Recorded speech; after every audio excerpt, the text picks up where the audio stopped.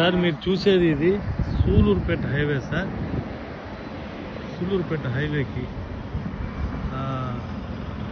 ఆనుకొని చెంగాలమ్మ గుడి ఆనుకొని సార్ అది కనపడేది కొద్దిగా అవతల సైడ్ చెంగాలమ్మ గుడి, అమ్మవారి గుడి. గుడి పక్కన హైవేకి కనపడేది చెన్నైకి వెళ్ళే దారి.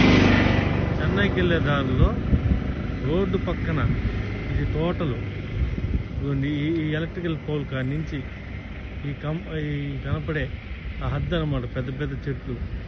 ఈ హద్దుకి అంటే హైవే అనమాట. హైవేకి దాదాపు 15 ఎకరాలు పొలం సార్. ఒకసారి చూడండి సార్, హైవేకి